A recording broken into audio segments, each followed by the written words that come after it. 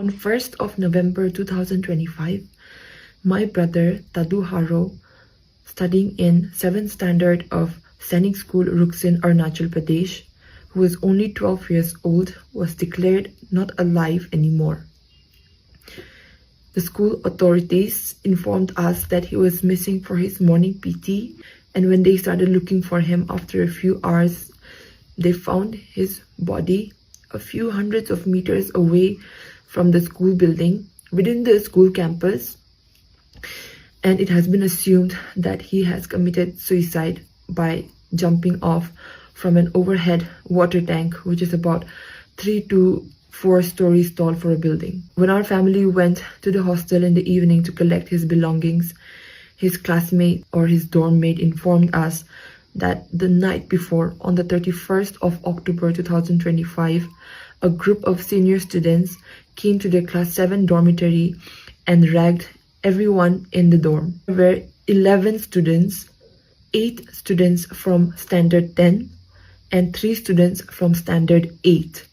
11 students allegedly came to the class 7 dormitory after 11 p.m. when their lights are supposed to be off in the absence of any authority or warden, and ragged all the students in the dormitory.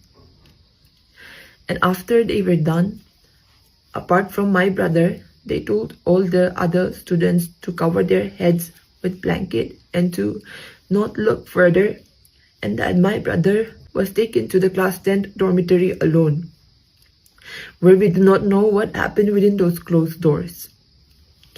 His dorm mates do not recollect when or if he came back from the 10th dormitory. Some say that he was not allowed to sleep and was tortured and harassed mentally and physically for hours in the 10th dormitory.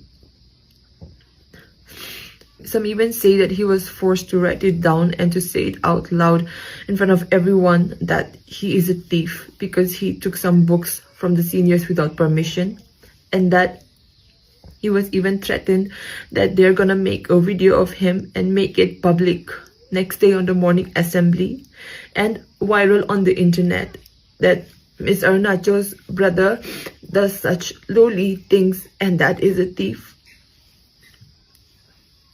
I never thought that my name could ever be any sort of burden to my brother.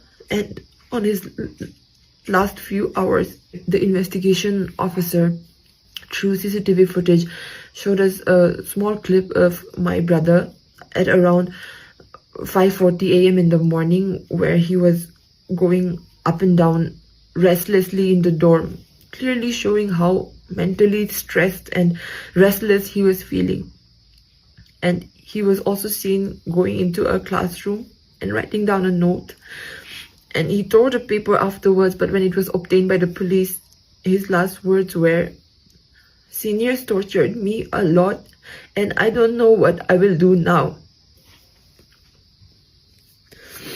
He was only 12 years old, the same age as I was when I first held him in my arms. And I don't think any 12 years old is supposed to go through that kind of torment or torture, which we still are unaware about to some extent, that he had to take such a step.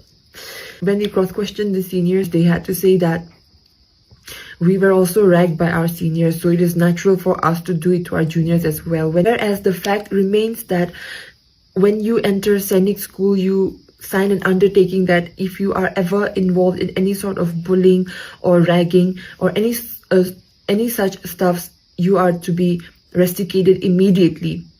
They knew very well that bullying is completely illegal and is a punishable offense, but they still chose to do it, and they've admitted to it. The seniors also claimed that he was called to the 10th dormitory to only return the books that he had taken, and that he was sent back right away.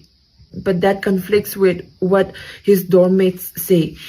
And I know my brother, he was a very bright, brave and smart kid, and I don't think this small punishment that the seniors claim would have pushed him to this extent to take his own life. There was much more happening to it that we still do not know. We could not ask a lot of questions because we went there just to collect his things.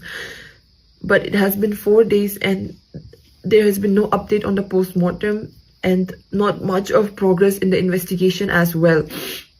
There were CCTV footages in every single room, and I, as a family, we fear that what if there is any sort of outer indulgence and involvement which does not serve justice to my brother. As we know all the names of the accused, I am a daughter of this state, and I plead to every single person watching this to help me serve justice for my brother, because I have lost my brother today, but it could have been anyone, and it can be anyone in the future if we do not take the right steps for it.